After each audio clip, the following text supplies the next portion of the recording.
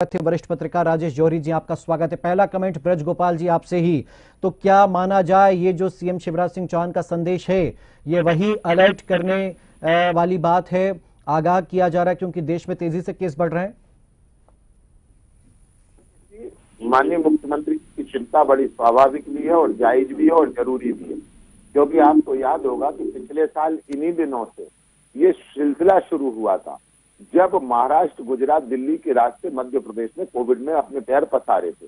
और वो जो हमारा अनुभव है, उस अनुभव के आधार पर माननीय मुख्यमंत्री जी ने ये बहुत जल्दी अपने आप को और सरकार को और मध्य प्रदेश की जनता को अलर्ट होने के जो निर्देश दिए हैं, उन सब हम सबको उनका पालन करना है। आपके माध्यम से मैं भी मध्य प्रदेश की जनता से ये आग्रह करना चाहता हूं कि जो भी सरकार की दिशा निर्देश है उनका हम ईमानदारी से और कड़ाई से पालन करें। खास तौर से नाइट कर्फ्यू जो लागू किया गया है 11 से 5, और इसका भी हमें बहुत जबरदस्त तरीके से पालन करना पड़ेगा। दूसरी बात, ये जो ओमिक्रॉन की बात हो रही है, मैं बहुत सारी रिपोर्ट देख भी रहा था, पढ़ भी रहा था। हमारे देश की स्थिति भी ये है कि 104 मरीज हमारे ओमिक्रॉन के ठीक स्वस्थ होकर उनकी छुट्टी भी अस्पतालों से हो चुकी है। तो बहुत डरने की जरूरत नहीं है, परंतु सतर्क रहने की आवश्यकता है। और जो माननीय मुख्यमंत्री जी का आज अनुरोध है वो इसी की तरफ है कि हमें डरने की आवश्यकता नहीं है। सरकार हर स्थिति से निपटने के लिए तैयार है और तैयारी कर रही है और जैसी जरूरत होगी वैसा काम करेगी, परंतु जनता को सतर्क रहना चाहिए और जनता को भी जो कोविड की गाइडलाइन है उसका पालन भी करना चाहिए। हमें खुद की सुरक्षा भी करना है और हमें अपने साथ साथ इस समाज की सुरक्षा भी करना है। अब लेंगे सीएम शिवराज। देखिए, प्रधानमंत्री मोदी ने भी आज एक अहम बैठक की और देश में जो तेजी से केस बढ़े हैं, तो कैसे देखते हैं सरकार के इस फैसले को? नाइट कर्फ्यू का ऐलान हो चुका है। जी अमित जी, आप सुन पा रहे हैं मुझे? हाँ, मुझे जी बोलिए बोलिए अमित जी, बोलिए। एक बार फिर से आप सवाल रिपीट कर देंगे? वही, सरकार ने, सीएम शिवराज सिंह चौहान ने प्रदेश की जनता के नाम संबोधन दिया है और रात 11 से सुबह 5 बजे तक के नाइट कर्फ्यू का ऐलान हो चुका है। साथ ही साथ सीएम ने कहा कि वैक्सीनेशन पर एक बार फिर जनता का सहयोग चाहिए। जिन्होंने अभी तक दोनों डोज नहीं लगवाए, बिल्कुल वो टीका लगवाएं। और साथ ही साथ कोविड गाइडलाइन का पालन करने की सलाह या आप कहें अपील उन्होंने प्रदेशवासियों से की है। देखिए, मुख्यमंत्री शिवराज सिंह जी को भरपूर सहयोग मध्य प्रदेश की जनता ने दिया है। चाहे भूखे रहने की बात हो, चाहे अपनी नौकरी गंवाने की बात हो, चाहे हर स्तर से परेशानी की बात हो, मध्य प्रदेश की जनता हमारी इतनी मासूम है और इतनी भोली है कि जो सरकार ने जब निर्णय लिए हैं तो जनता ने उसका सहयोग किया है। लेकिन जनता का दिल जब दुखा है, जब जनता के लिए एक अलग कानून बनाया गया कोरोना के नाम पर, और वहीं जब इनके केंद्रीय मंत्री आए तो जन आशीर्वाद यात्राएं पूरे मध्य प्रदेश में निकाली गई उसी कोरोना काल में। हमको याद है कि उपचुनाव जब हुआ करता था तो विपक्ष के लिए और जनता के लिए अलग अलग कोरोना के कानून होते थे, लेकिन सत्ताधारी पार्टी के लिए, विधायक के लिए, इनके नेताओं के लिए अलग अलग कानून होते थे।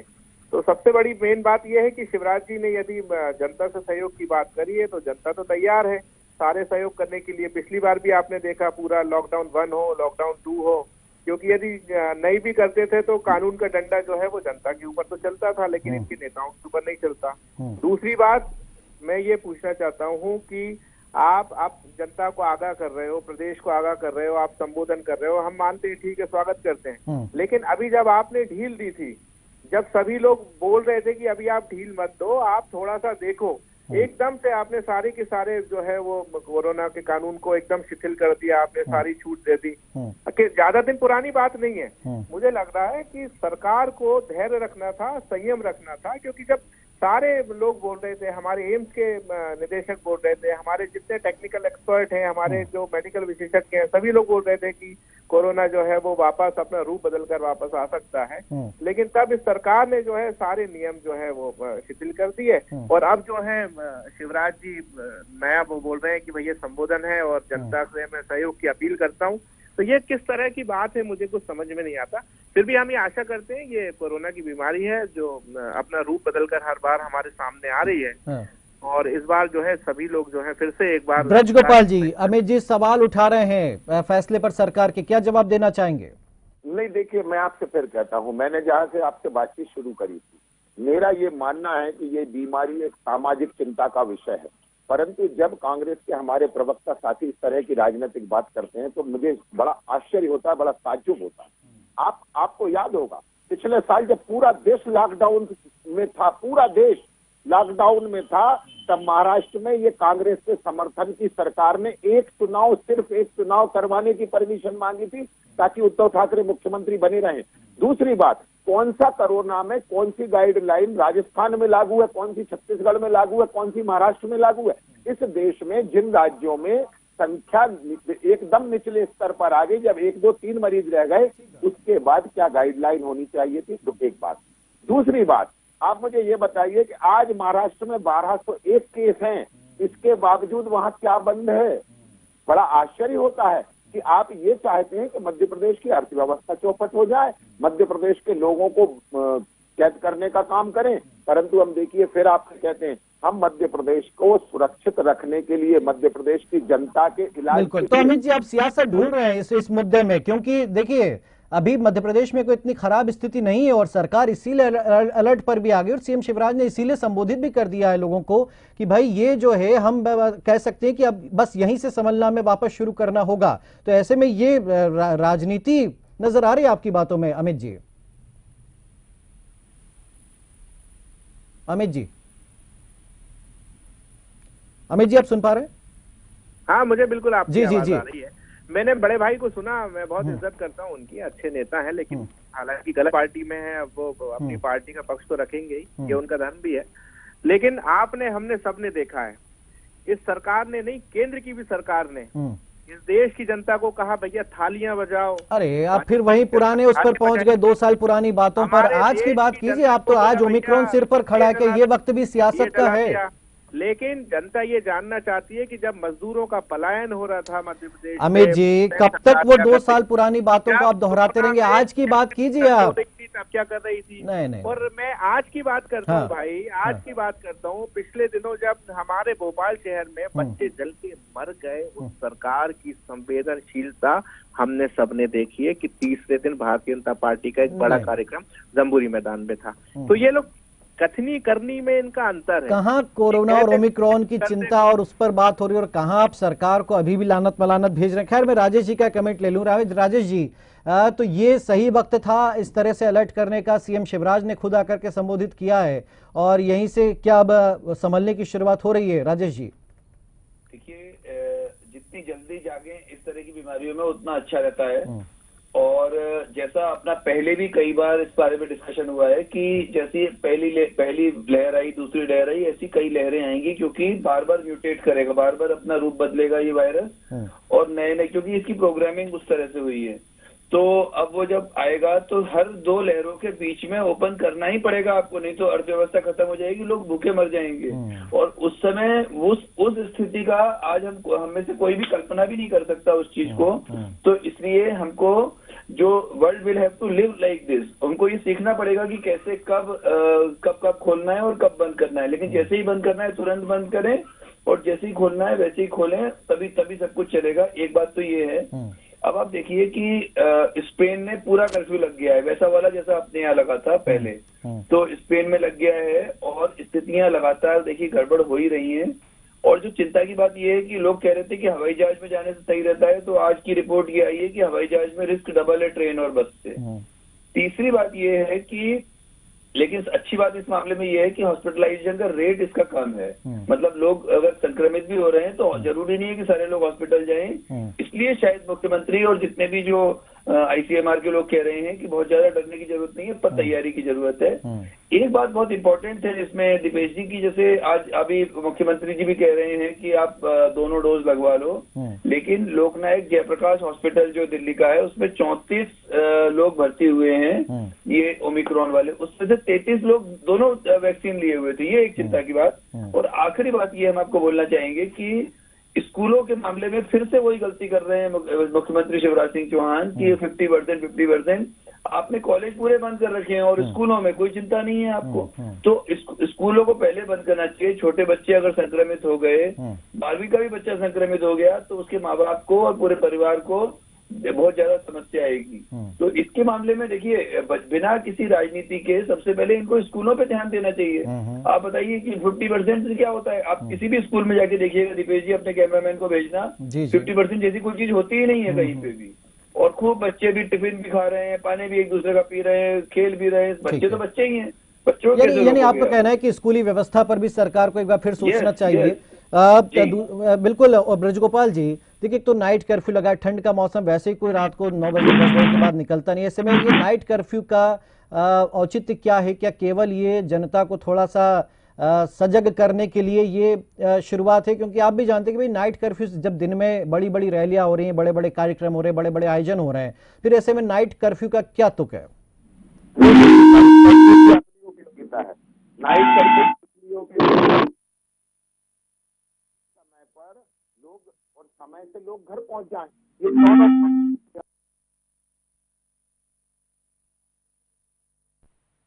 फिर से अपनी बात रख दीजिए। जी, मैं आपको फिर बता रहा हूँ, दोनों बातें एक साथ हैं कि रात्रिकालीन जो कर्फ्यू होता है वो लोगों को समय से घर पहुंचने के लिए, आगाह करने के लिए होता है। दूसरी बात, उन्हें लगता है कि प्राथमिक बंदिशें शुरू हो गई हैं, मुझे अब चिंता करनी चाहिए, खुद की भी, परिवार की भी और समाज की भी। दूसरी बात जो आदरणीय डॉक्टर साहब कह रहे थे, मैं उससे बहुत इत्तेफाक रखता हूं कि स्कूलों में आपने जो चिंता व्यक्त करी है, तो मैं बताना चाहता हूं कि परसों से मध्य प्रदेश में स्कूल बंद है और परसों से लेकर 31 तारीख तक वो बंद है, 7 दिन में। इनमें सरकार फिर समीक्षा करेगी कि इन 7 दिनों में कैसी स्थिति रहती है। यदि उसमें कोई निर्णय लेने की आवश्यकता होती है, सरकार सजग है और यही आज मुख्यमंत्री जी ने किया है। आगे आकर जब उन्होंने आग्रह किया है, उसका मतलब ही ये होता है कि जनता को ये भाव पहुंचाना कि हम सजग हैं, चिंता कर रहे हैं और जो जरूरत पड़ेगी वो हम करेंगे। बिल्कुल। देखिए, इसमें ये जो कोरोना मामला है, इसमें डिसीजन लेने में तो बहुत वक्त भी नहीं लिया जाता है। अगर हमने कई मौकों पे देखा कि सरकार स्कूल खोलने वाली थी, लेकिन जैसे ही केस बढ़े तुरंत डिसीजन को बदला, स्कूल बंद रखे गए। अब चिंता की बात यही ब्रजगोपाल जी, क्योंकि हम देख रहे हैं बंगाल में एक साथ 29 बच्चे मिले, हिमाचल में 23 बच्चे मिले, तो ये, और अमित जी देखिए 2 साल पे चर्चा आप करना चाहेंगे, आप यही तंज कसना चाहेंगे, 2 दिन की डिबेट भी हम कर सकते हैं, बात वो नहीं है। आप तो ये बताइए आज की तारीख में क्या सुझाव हैं? हाँ, आप इस पर आपत्ति जता सकते हैं कि भाई नाइट कर्फ्यू का क्या मतलब, या और कोई पॉइंट, तो पुरानी बातें नहीं, आप आज की बात कीजिए। अमित जी, आप सुन रहे हैं? जी अमित जी, आपको क्या मेरी आवाज मिल रही है? अमित जी, आपको मेरी आवाज मिल रही है? चलता हूं, हमारा संपर्क नहीं पा रहा। राजेश जी, इस पर आप क्या सुझाव देंगे? देखिए, स्कूल का जो मामला है बिल्कुल सही पॉइंट है, लेकिन इसके अलावा और क्या किया जाना चाहिए? देखिए, बात वही है कि अगर सरकार एकदम से सब कुछ बंद करने लगे और तमाम चीजें हो जाएं, फिर घरों के बाहर वो बैरिकेडिंग होने लगे, उससे पैनिक ज्यादा फैलता है, फिर वो जो कमजोर दिल वाले घबराने लगते हैं, वो तरीका या फिर कुछ और तरीका हो सकता है? राजेश जी, एक बात और थी, अभी आज जो अपना ब्रिटिश रिसर्च है, उन्होंने ये कहा कि मास्क के नाम पे क्या हो रहा है प्रॉब्लम, कि जो 20 रुपए 30 रुपए और फैशन वाले 100 रुपए के मास्क मिल रहे हैं कपड़े वाले, उसने क्लियर बोल दिया है, उस यूनिवर्सिटी का नाम भूल गए हम, उनकी रिसर्च है, उसने क्लियर बोल दिया ये कपड़े के मास्क किसी काम के ही नहीं है। अच्छा। अब आप बताइए कि हम तो वो मास्क पहन के खुश हो गए कि चलो अब तो कोई खतरे की बात ही नहीं है, लेकिन उस मास्क से कुछ होना ही नहीं है। मास्क सिर्फ क्लिनिकल, अच्छा इस पे जरूरी, मतलब कांग्रेस बीजेपी दोनों नेताओं को जरूरी है इस मामले में ये करना कि आप इसको जागरूक करें लोगों को, सही मास्क पहने। भाई मास्क हेलमेट पहन लिया आपने और ISI नहीं है तो हेलमेट, सबसे पहले हेलमेट टूटेगा फिर आपका सर टूटेगा। तो इसलिए आप सही हेलमेट पहने, सही मास्क लगाएं, ये बहुत इंपॉर्टेंट है। और ये एक और बात आपको बोली थी, जैसे ही ये स्कूलों की नौबत आती है ना दीपेश जी, वैसे ही क्या होता है, सरकारी स्कूल इसलिए खुले रहते हैं कि वो प्राइवेट स्कूलों का तर्क क्या है हम आपको बताते हैं। प्राइवेट स्कूल ये कहते हैं कि सरकारी स्कूल खुले हैं और हमारे स्कूल बंद हैं, तो प्राइवेट स्कूलों के बच्चे गवर्नमेंट स्कूलों में चले जा रहे हैं, उनका बहुत नुकसान हो रहा है। और बहुत सारी बातें, कई स्कूलों में संविलियन हो रहा है, तो टीचर्स को लग रहा है कि ट्रांसफर नहीं हो जाए तो प्राइवेट स्कूलों के बच्चे निकाल के अपने ला रहे हैं। तो बंद हो तो पूरा बंद हो और मुकम्मल बंद हो। जैसे कहीं कहीं पे 23 बच्चे आपने भी फिगर्स दिए, स्कूलों का छोटे बच्चे जहाँ पे भी संक्रमित होंगे वो पूरे परिवार के लिए मुसीबत बहुत बड़ी हो जाएगी। बड़े को तो अपन संभाल सकते हैं, और और जो ये मुख्यमंत्री जी ने बोला है होम क्वारंटाइन का, वो बहुत अच्छी बात बोली कि पैनिक कभी नहीं फैलेगा उसमें। आपके घर में, जैसे हमारे घर में आज समझ लीजिए 10 कमरे हैं, तो क्या जरूरत है अस्पताल जाने की? क्यों सायरन बजाती हुई गाड़ी आई, पूरा मोहल्ला झांक झांक के देख रहा है, और फिर ऐसे जा रहे हैं जैसे कि अपन ने बड़ा क्राइम कर दिया है। तो वो बहुत अच्छी बात है, और बहुत ही हिसाब किताब से और बिना डर को फैलाए, बिना पैनिक फैलाए अगर हम संभालेंगे तो अच्छे से समझ जाएंगे। देखिए, हमें लगता है 2 साल के बाद अब लोगों को भी समझना चाहिए कि घबराने का नहीं, मुकाबला कीजिए। कई ऐसे गंभीर पेशेंट्स भी देखे हैं जो बहुत, जिनका ऑक्सीजन लेवल 40-30-40-45 तक आ गया था, वो भी आज जिंदा हैं, वो सुरक्षित हैं। इसलिए घबराने का वक्त नहीं है, सबको साथ मिलकर के इस बीमारी से लड़ना। इसलिए अमित जी, मैं आपसे भी कहूंगा, राजनीति नहीं साहब, बहुत 2 साल में बहुत डिबेट में आपने बहुत कुछ कह लिया। आप तो आज के लिए कोई सुझाव दीजिए, अगर आप ब्रजगोपाल जी के थ्रू अपनी बात पहुंचाना चाहते हैं तो। देखिए भैया,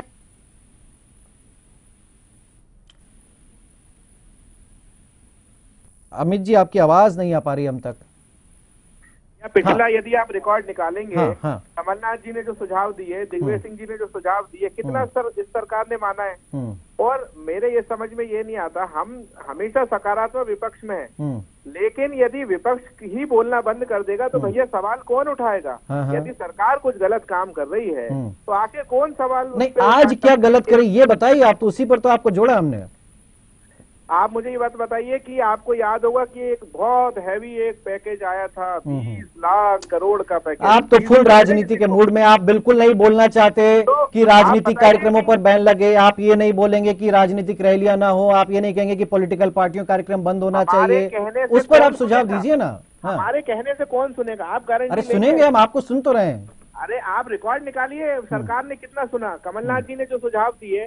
मैं तो सबसे बड़ी बात कहूंगा, इस देश में यदि सबसे बड़ा सुझाव किसी ने दिया था तो वो हमारे राष्ट्रीय नेता माननीय राहुल गांधी जी ने दिया था, जब कोरोना इस देश में आया भी नहीं था, कि भैया आप अंतर्राष्ट्रीय फ्लाइटें रोक दो और ये सुझाव इसको मान लो यदि आप त्रासदी से बचाना चाहते हो।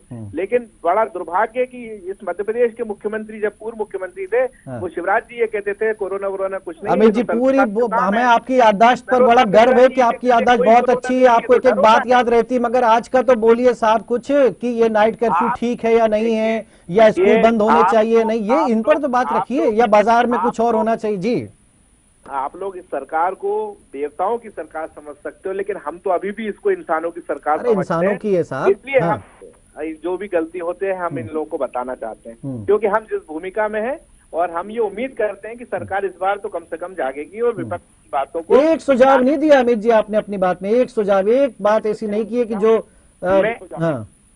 मैं कितने सुझाव आपको दूं? मैंने तो जब मेरे क्षेत्र के जो लोग वहां दक्षिण भारत में फंसे थे, कम से कम 50 बार अधिकारियों से, नेताओं से मिला था, कोई नहीं लाया था। मैं अपने खर्चे पर ग्वालियर चंबल। बताइए फिर आप पुरानी बात। अरे हम आगे की बात कर रहे हैं अमित जी, आज क्या हुआ है आपको मुझे समझ। खैर ब्रजगोपाल जी लास्ट कमेंट आपका। मैं आपको बता रहा हूँ, मैं आपको सिर्फ 2 बातें कहना चाहता हूँ।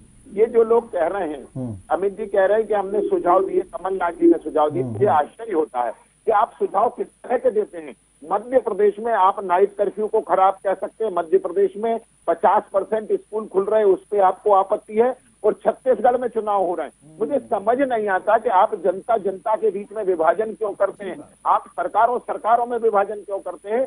इस देश के प्रत्येक इंसान की जान कीमती है साहब, उसे कम से कम कांग्रेस और भाजपा के शासन में तो मत बांटिए। ये सामाजिक मुद्दा है, मैं फिर से कहता हूँ, ये राजनीतिक मुद्दा नहीं है। हमें इस समाज की रक्षा करनी है, और कांग्रेस उस मामले में सिर्फ राजनीति करना चाहती है। इसलिए मैं आपसे कहता हूँ, इसीलिए लोगों की उम्मीद भी केवल भारतीय जनता पार्टी से। हम चाहे वैक्सीनेशन अभियान चलाए और चाहे उसके लिए हमें कुछ भी करना पड़े। आज मध्य प्रदेश में हर अस्पताल तक हमने ऑक्सीजन प्लांट लगाने का काम किया है। आज मध्य प्रदेश में 184 ऑक्सीजन प्लांट काम कर रहे हैं, जिनका हम टेस्ट रन भी कर चुके हैं। हमारी तैयारी पूरी है। इसके बाद भी हम ये चाहते हैं कि कोई एक्टिव पेशेंट ना आए, भगवान ना करे कि ऐसी स्थितियां बने कि लोगों को अस्पताल तक आना पड़े। सुरक्षा अपने हाथ है, सीधी सी बात है। 2 साल में हमने बहुत कुछ देख लिया है। खुद बचना होगा कोरोना से, ओमिक्रॉन से या इस संक्रमण से, खुद अपनी हिफाजत करनी होगी, सरकार को सहयोग देना होगा, तभी व्यवस्थाएं बन पाएंगी। और ये भी देखना होगा प्रशासन को भी और तमाम राज्यों की सरकारों को कि भी अब भीड़ भाड़ वाले आयोजनों पर सख्ती की जाए और लिमिटेशंस बनाई जाएं, नई गाइडलाइन हमें लगता है जारी होना चाहिए, क्योंकि तेजी से अगर अब केस बढ़ने लगे हैं तो ये सबको सतर्क और सजग होने की जरूरत है, बजाय राजनीति करने के। शुक्रिया आपका अमित जी। हम उम्मीद कर रहे थे कि आप कोई नए सुझाव देते, लेकिन आप नहीं दे पाए। राजेश जी आपका शुक्रिया, और ब्रजगोपाल जी आपका भी शुक्रिया हमारे साथ इस चर्चा में जुड़ने के लिए। तो सीएम शिवराज ने नाइट कर्फ्यू का ऐलान कर दिया और कह सकते हैं कि यहां से फिर एक नए तीसरे दौर की शुरुआत हो रही है, क्योंकि दूसरे राज्यों के हालात देख करके एमपी सरकार जो है सबसे अलर्ट पर है, यहां साफ नजर आ रहा है। और अब प्रदेश की जनता को भी यहां पर सहयोग करना चाहिए। कोई कुछ कर रहा हो ये कह करके आप नहीं बचेंगे, देखिए साहब वहां भीड़ हो रही तो हम भी भीड़ करेंगे, नुकसान आपका होगा, किसी का कुछ नहीं जाएगा। अगर 2 साल के एक्सपीरियंस से भी आप नहीं समझ पाए, नहीं सुधर